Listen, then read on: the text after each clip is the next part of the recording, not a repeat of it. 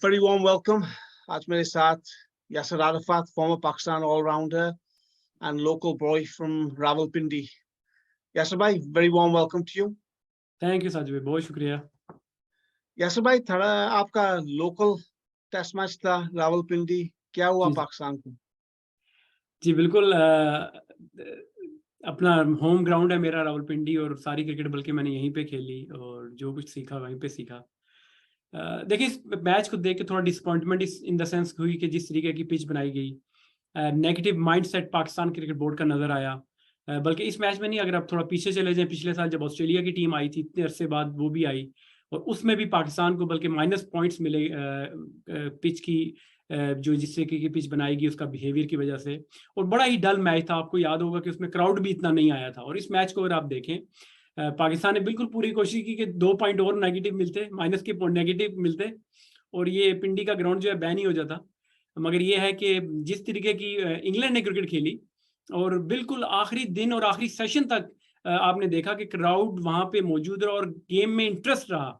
और सारा क्रेडिट जो जाता है जिस तरीके की इंग्लैंड ने क्रिकेट खेली, उनके जो थिंक टैंक है, उनकी मैनेजमेंट है, फिर जिस तरीके की उनके प्लेयर्स ने रिस्पॉन्ड किया, जो प्लान मैनेजमेंट ने बनाया, उनके थिंक टैंक ने बनाया, उसको रिस्पॉन्ड बड़े अच्छे तरीके से उनके प्लेयर्स ने किया, जिसकी वजह से मैच अच्छा हुआ और इंग्लैंड की तरफ वो उनकी जो विक्ट्री हुई उनकी तरफ हुई। यासर भाई देखो, आप कह रहे कि इंग्लैंड का जो माइंडसेट, प्लानिंग, प्लेयर्स उनके they bought into it. Pakistan का जो सेकंड इनिंग्स का माइंडसेट और प्लानिंग थोड़ी कंफ्यूज लग रही थी। देखिए, वो जो माइंडसेट की हम बात करें, वो इस सेकंड इनिंग की तो क्या, मैच या सीरीज शुरू होने से पहले ही आपको यही था कि एक अच्छी टीम आ रही है, एक मुश्किल टीम आ रही है, तो उसके खिलाफ हम कैसे क्या हमारी स्ट्रेटेजी होगी। ऑल्दो स्पिनिंग ट्रैक की बात की जा रही है, बल्कि बाबर आजम ने प्रेस कॉन्फ्रेंस में भी बात की कि हम चाहते थे कि स्पिनिंग ट्रैक हमें मिलता और हम इनको ट्रैप करते इंग्लैंड बैट्समैन को। मगर वैसा हुआ नहीं। स्पिन बिल्कुल, इस पिच पे स्पिन तो दूर की बात है, वो लेटरल मूवमेंट जो होती है, बाउंस होता है, स्विंग होती, कुछ भी नहीं इस पिच पे था, सिवाय एक मार। फास्ट बॉलर के लिए मार ही मार थी, बड़ा ही मुश्किल था बॉलर्स के लिए। सेकंड इनिंग की आपने जो बात की, उसमें यह है कि देखें, कभी भी इस पूरे मैच में किसी भी सेशन में ऐसा लगा नहीं कि पाकिस्तान कमांडिंग पोजीशन में है या कि पाकिस्तान डिक्टेट कर रहा है टर्म्स को इस मैच के लिए, क्योंकि आपका ये आपका होम एडवांटेज, होम ग्राउंड आपका ये है। और यहाँ पे तो आपको अपने हिसाब से डिक्टेट करना चाहिए ऑपोजिशन को कि जिस तरीके की क्रिकेट आप खेलना चाहते हैं उस तरह की क्रिकेट खेली जाए। मगर पूरे मैच में हमें कभी भी ऐसा नहीं लगा। और सेकंड इनिंग में जब एक टाइम ऐसा आया था कि जब टी से पहले, आज 5वें दिन टी से पहले, जब हमारे सलमान खेल रहे थे और साथ उनके साउथ शकील खेल रहे थे, तो बल्कि अजहर अली खेल रहे थे, तो वहां मुझे लगा कि पाकिस्तान के पास 87 रन चाहिए और तकरीबन 18 से 20 ओवर थे, 3.5 या 4 रन पर ओवर चाहिए और आपकी पार्टनरशिप लगी हो और इतनी कोई मुश्किल बॉलिंग भी ना हो रही हो, तो मुझे वहां लगा था कि पाकिस्तान टीम ये मैच बल्कि जीतने की पोजीशन में पहुंच सकती है। मगर जिस तरीके से टी के बाद जिस तरीके से बॉलिंग की, जो प्लान उन्होंने किया, एग्जीक्यूट किया, लेग साइड से आप देखें कि कैच पकड़ा जो रूट ने अजहर अली का, और सलमान को रिवर्स विंग पे जिस तरह लेग बिफोर किया, तो इससे पूरा हमें नजर आता है कि जो इंग्लैंड की जो प्लानिंग थी, बिल्कुल उसी तरीके से उन्होंने अपने प्लान्स को एग्जीक्यूट किया इस मैच में। यासर भाई, आप पिच की बात कर रहे हैं, आप तो फेमिलियर है रावलपिंडी के कंडीशंस, आप तो इतने मैच खेले, आपकी लोकल ग्राउंड थी। बाबर कह रहे कि स्पिन विकेट चाहिए था लेकिन नहीं मिला। रमीज भी कह रहे कि जैसे विकेट होना चाहिए था नहीं मिला। हु इज रिस्पॉन्सिबल ये पिच के लिए? देखिए, ये तो फिर अब जिस तरीके से अब कप्तान या रमीज राजा कह रहे हैं, मुझे तो ये है कि क्यूरेटर से भी अगर कोई बंदा जाके पूछे, वो अपना वर्जन देंगे उन्होंने पाकिस्तान क्रिकेट बोर्ड ने उनसे किस तर्ज की पिच मांगी थी। तो अगर आप थोड़ा पीछे चले जाएं, पाकिस्तान क्रिकेट बोर्ड ऑस्ट्रेलिया के खिलाफ जब बात हो रही थी, तो वहां पे चेयरमैन क्रिकेट बोर्ड ने यह कहा था कि हम नहीं चाहते थे कि प्लेट में रख के ऑस्ट्रेलिया को उनके मतलब की पिच बना दी जाए, जहां पे बाउंस हो, जहां पे स्विंग हो। तो उन्होंने उस तर्ज की पिच बनाई। और देखिए, नेगेटिव क्रिकेट खेलने का नतीजा ये हुआ कि आपने 2 मैच तो ड्रॉ कर लिए, मगर अपने होम ग्राउंड में जाके, कदाफी स्टेडियम में जाके एक सेशन में ऐसा खेले आपकी, आप पूरी सीरीज हार गए। तो अभी भी अगर आप इसी माइंडसेट से इस सीरीज में भी उतरे हैं, तो रिजल्ट डेफिनेटली आपके हक में नहीं जाएंगे। आप अटैकिंग क्रिकेट की जो बात होती है, एग्रेसिव माइंडसेट की बात होती है। और देखिए ये टीम गेम होती है, ये आपका सिर्फ प्लेयर्स या कप्तान नहीं होता, ये जो आपका ऑफिशियल होते हैं, कोचेज होते हैं, क्रिकेट बोर्ड होता है, ये सब मिल के बैठ के एक प्लान करते हैं, फिर उसके बाद अपने रिसोर्सेज सेलेक्टर उस तरह के रिसोर्सेज प्रोवाइड करता है अपनी कोचिंग स्टाफ को, और फिर कोचिंग स्टाफ बैठ के कप्तान के साथ बैठ के अपने प्लान को एग्जीक्यूट करता है। तो मुझे ये लगता है कि सारे ही, अगर ऊपर टॉप टू बॉटम अगर आप देखें, तो ये नेगेटिव माइंडसेट जो है पूरे पाकिस्तान क्रिकेट बोर्ड में जो नजर आ रहा है, उसकी वजह से ये आप जो क्रिकेट हम खेल रहे हैं वो उसका आप बिल्कुल आपके सामने है। Yes, भाई ब्रेंडन मैकलम जो है, he's brought a new mentality, fresh mentality to English cricket. Saqlain Mushtaq के बारे में बताएं, वो तो ऑब्वियसली आपके साथ खेले हैं, you've known him lashings and other cricket as well. देखिए उनकी कोचिंग के बारे में बताएं। जी, मैकलम से देखिए थोड़ा सा पीछे और अगर आप चले जाएं, तो मैकलम को भी जो लाने वाले हैं वो रॉबर्ट की हैं। तो वो जो आप बिल्कुल उनको देखते रहे हैं यहाँ पे कमेंट्री में, और अक्सर एक्सपर्ट ओपिनियन अपनी देते थे स्काई पे, तो हमेशा ये बात करते थे कि इंग्लैंड को अगर जीतना है या डिफरेंस शो करना है तो अटैकिंग क्रिकेट खेलनी पड़ेगी।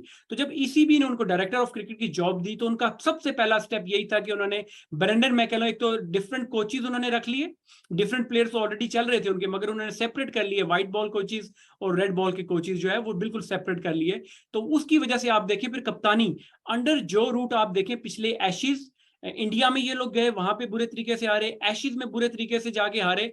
तो जब उन्होंने ये चीज डिसाइड कर ली कि हमने एग्रेसिव क्रिकेट खेलनी है, तो मैकलम की आप बात करें, उससे भी पीछे जाएं तो उससे भी जो बड़ी चेंज आई वो मैं समझता हूं कि डायरेक्टर ऑफ क्रिकेट जो लेके आए, जिन्होंने डिसीजंस करने हैं।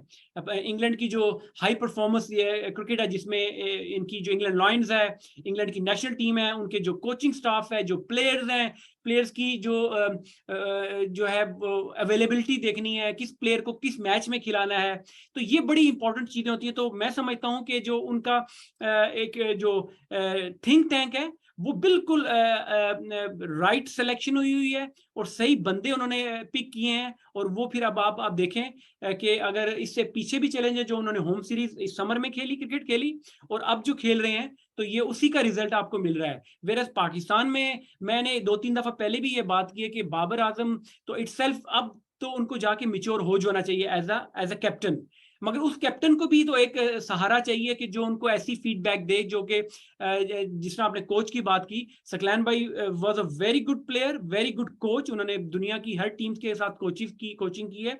मगर मैं समझता हूँ, मेरी अपनी जो राय है, पाकिस्तान टीम की अगर टीम में या रिजल्ट्स में बेहतरी लेके आनी है, तो एक फॉरेन वेल क्वालिफाइड ट्रेंड जो एक्सपीरियंस्ड हो, जिसने इंटरनेशनल लेवल पे काम किया हो। बहुत सारे ऐसे नाम हैं, लोग बातें कर रहे हैं कि T20 लीग की वजह से कोचेज आने के लिए तैयार नहीं है, मगर आप अच्छी उनको क्योंकि पास्ट में हमने देखा जो मिकी अर्थर के साथ हमने किया कि उनको इतना अच्छा उनका स्टेंट रहा पाकिस्तान टीम के साथ, फिर उसके बाद उनको निकाल दिया गया जिस तरीके से।